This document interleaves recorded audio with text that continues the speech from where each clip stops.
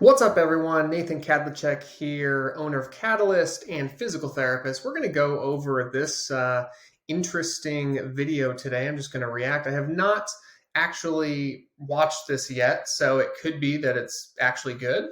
It might be that it's not. Apologies for my audio today. I don't have my mic, and I was just in the middle of setting up my home recording studio. So bear with me, but let's get into the video and we'll see what they have to say about pain. Here we go.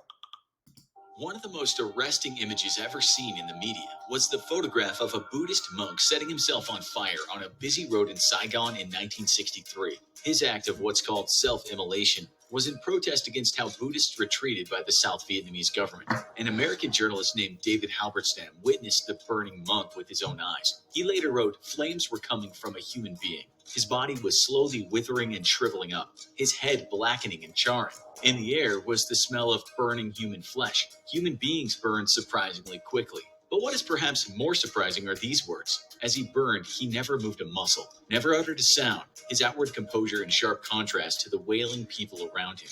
It was as if the monk was able to control his pain completely. How did this monk achieve the state of calm and seemingly become impregnable to the pain of burning?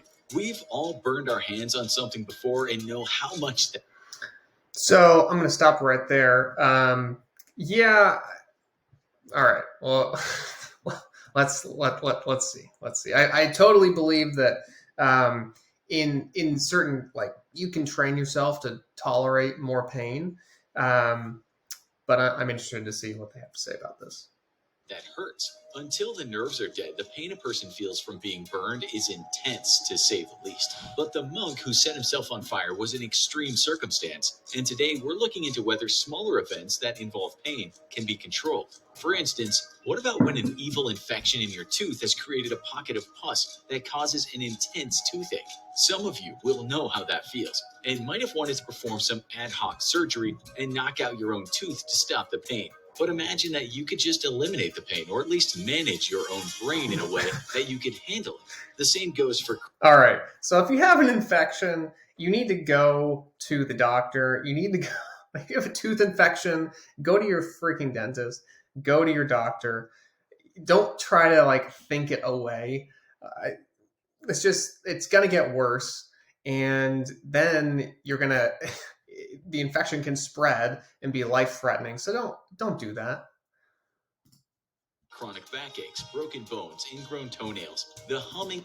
And I think he just said chronic backache. And there's something to be said about chronic pain and, controlling these symptoms that come on through meditation and other forms of movement and lots of different stuff. But you can't just think it away. He's a broken leg too.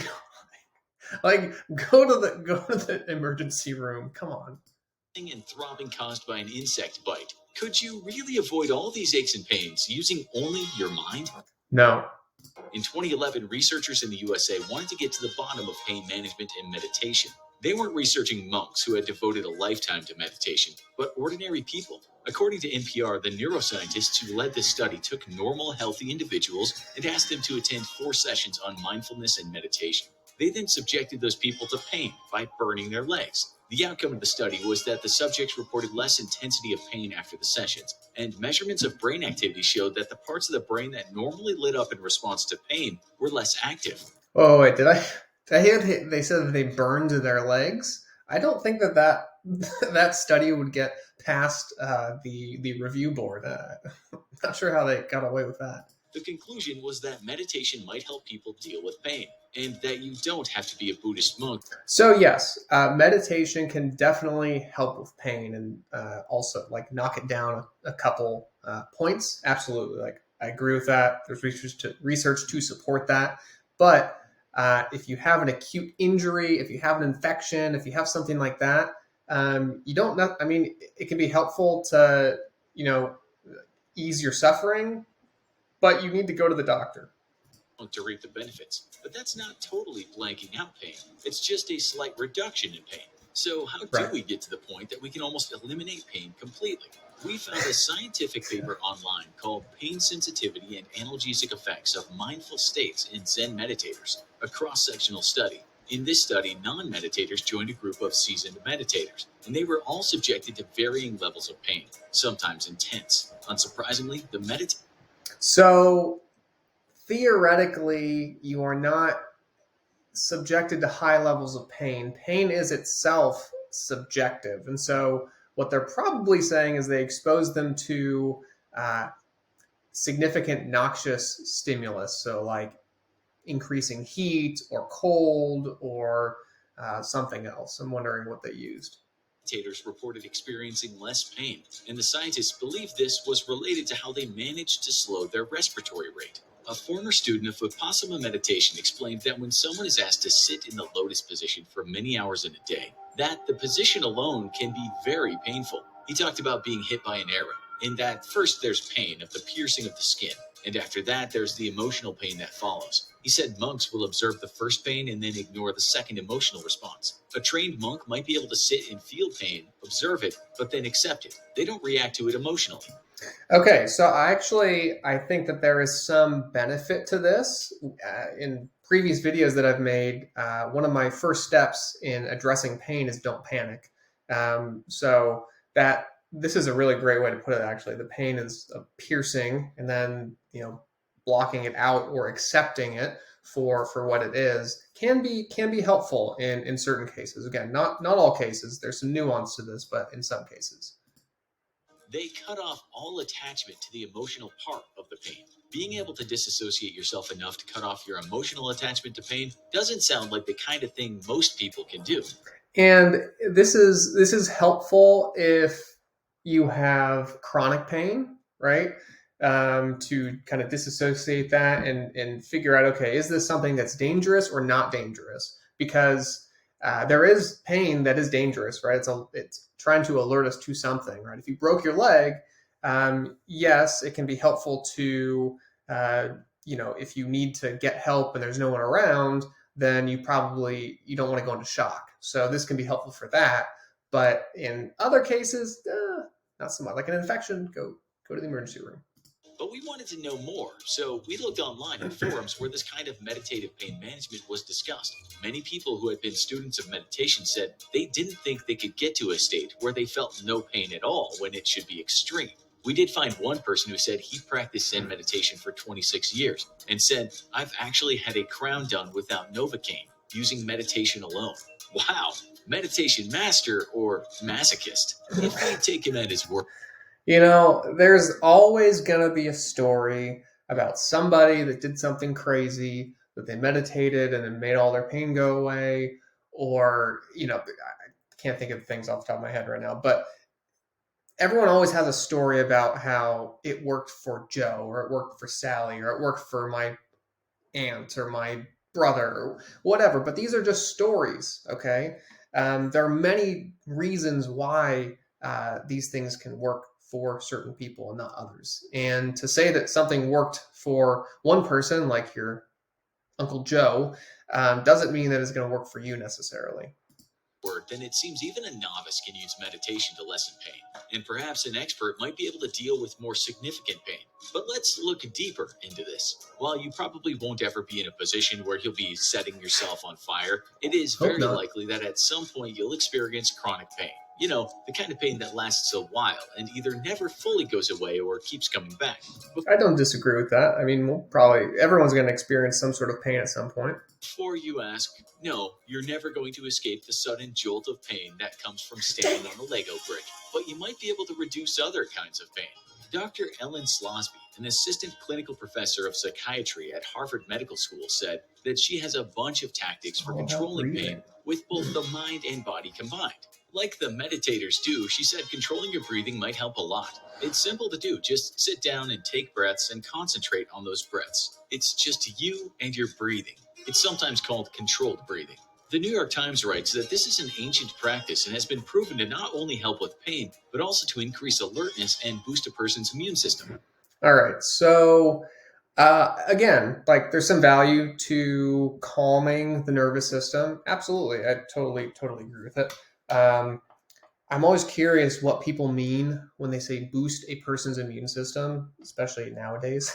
It's all over the interwebs and the news these days. They probably won't explain it. They're probably just going to use this little catchphrase here. Yeah, this is 2019, so.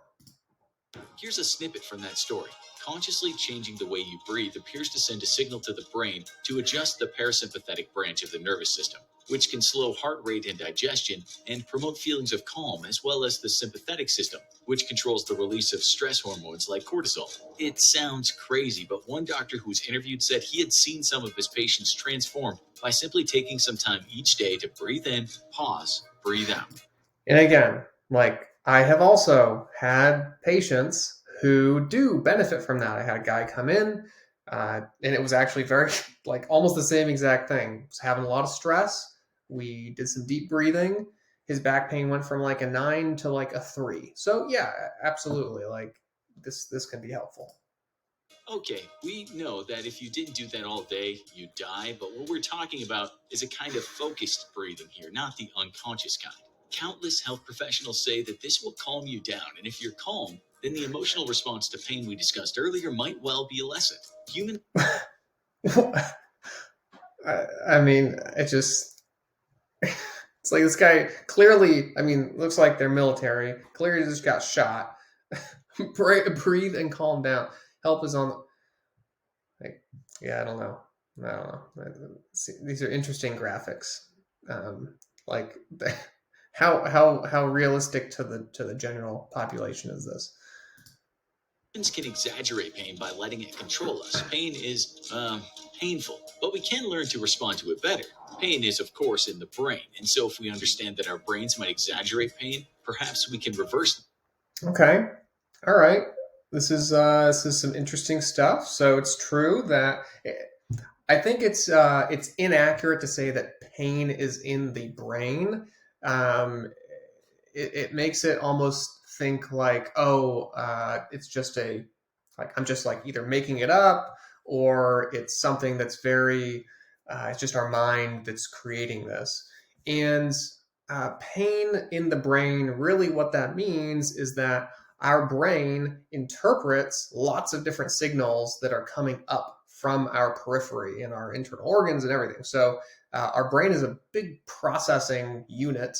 And so any information that is coming in to the brain as electrical impulses is being processed. And if you have enough noxious stimuli and they're sending messages up your spinal cord, eventually it's going to hit a threshold and then you're going to feel pain. Now, there is some pain that can happen without noxious stimuli, but that's a different discussion. That and lessen pain with these pieces of advice. You might say we need brain relief to achieve pain relief. We can look at an example of something called a nocebo, which Oh, a nocebo. All right, let's see. is the opposite of a placebo. It's when someone feels something that gives them a negative impact on health, whereas there's nothing there. One. Okay. Yep. So if people have, so a nocebo is a real thing. So if people have a negative expectation or a negative belief about a certain intervention or a certain thing, they are more likely to experience that negative reaction. One example we found was a man that went to a hospital after stepping on a long nail. His boot was stuck on his foot, and when it was moved just a little, the man screamed out. So he was given the strong opiate fentanyl. When the painkiller had kicked in and the boot was finally removed, it turned out that the nail had gone between his toes and missed his foot completely. There was no injury at all. The pain was his own creation. So yes, this is really interesting, and there's various other examples of this. So this is just a great illustration that pain itself, yes, he didn't actually have any tissue damage. He thought he had tissue damage because the nail went um, through the shoe and like through his toes, and yeah, so your brain can absolutely interpret it. So that's the whole thing. Like our brain is an interpretation device, and it's influenced by different sensations from heat, mechanical pressures, but then also our visual system. So he saw with his eyes, he saw the nail go through, and so he's like, "Oh crap!" And he assumed his brain made the assumption that it went through the foot, which is it's super interesting. I bet I bet they're going to share the one where the nail goes through, the pole goes through the guy's head and doesn't have any pain. We'll see. We can sometimes be tricked into feeling pain, so why not the opposite? The website Pain Science writes about this, saying for Good, every case like this, good there must website. be hundreds more where the injury is real, but the patient is convinced that the damage is much worse than it actually is, with proportionately exaggerated pain. We don't mean to undermine anyone's pain, but many scientists tell us we interpret pain. We give it a value, if unconsciously. Have you ever arrived at the hospital and felt safer and suddenly the pain subsided somewhat? So this is true. This is true. You know, it's interesting because I work with a lot of people with pain, and yeah, this is definitely true. There's evidence of World War II injured soldiers feeling a little pain when pulled off the battlefield with bad injuries. In the paper, Relationship of Significance of Wound to Pain Experience, it's written that this might have been related to the fact that they were finally safe and away from the battlefield. Their sense of relief managed the pain somewhat. What this has to do with you and you controlling pain is simply that if you can lessen the mental anxiety while dealing with pain, it might actually result in less pain. I agree with that. I think that's a very good point. If we can again not panic about the pain that we're having, that can in fact lessen the amount of suffering that is associated. Um, and like they were talking about before, tissue damage and pain are not always proportional. So you can have like massive tissue damage, like a huge, like a broken leg and everything, and have no pain or only a little bit of pain. You can have a paper cut and have like 10 out of 10 pain, right? Or you bend over to pick up a sock from the floor and have 10 out of 10 pain. So, yeah, it's not a direct correlation.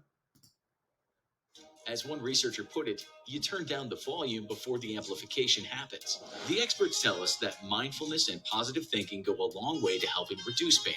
People often think of the pain as a hole, like it's all over them and it will never go away. What they should do is focus on the area of the pain and then try to understand what kind of pain it is, whether a burning sensation or a throbbing sensation or something else. They should then treat it with kindness as if they were nurturing a child in pain.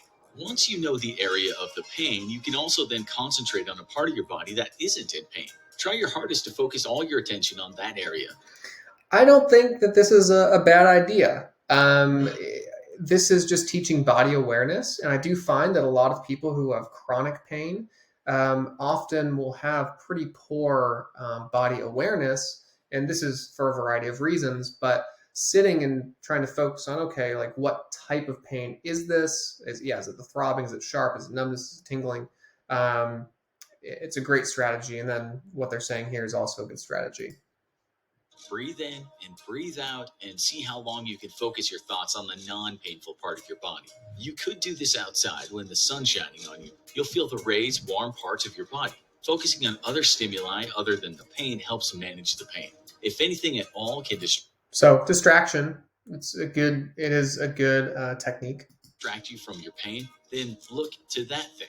You might try breathing exercises, but you might also just put yourself in a position where external stimulus takes your mind off the pain.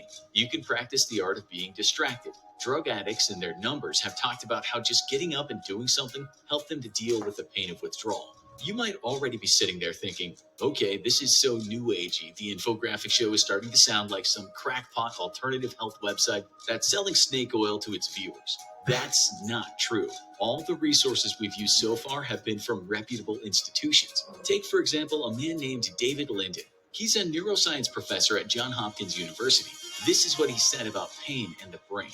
The brain can say, hey, that's interesting. Turn up the volume on this pain information that's coming in. Or it can say, oh no, let's turn down the volume on that and pay less attention to it. In a book he wrote, he said that when torturers did their work, they realized that the anticipation of pain really increased its impact. Our thoughts that giveth pain can take it away. That's not from the Bible, that's just us sounding biblical. Like those Buddhist monks. So yeah, I agree with that researcher. Again, our brain, it makes a decision of whether to pay attention to pain more or to pay attention to it less. So yeah, completely accurate. He said that we react to pain physically and emotionally. and we need to somehow dull our emotional response to it. When we encounter pain, you might feel fear, anxiety, a sense of it never stopping. But studies have shown, for instance, one published in the American Psychologist, that dealing with these negative feelings will reduce the pain. We're not saying that by following these techniques, you'll be able to sit in the road on fire and not move an inch or not make any gesture that you're in pain. But many researchers are pretty sure that by using these techniques, you might have a chance of controlling your pain so it doesn't overwhelm you. We found plenty of research saying the brain can be tricked into feeling pain where there should be none, and also research that reveals that the brain can be tricked into not feeling pain or feeling less pain when there might be lots. You never know, maybe some of the things we've said today might help you, and hey, it could prevent you from hitting those painkillers. Have you tried any of the methods we've talked about? Did they work for you? Tell us in. So overall, I think this is a pretty good video. There were a couple portions in the beginning that were a little suspect, but towards the end, I think it was a well, they rounded it off nicely. Yeah, it was good. I think meditation is important. Building more body awareness is important, and those things can truly have an effect on how much pain you experience. Distraction is also a great tool. So yeah, two thumbs up, or maybe like 1.5. It's not enough star. It's not enough. Anyways, I might edit that out. We'll see.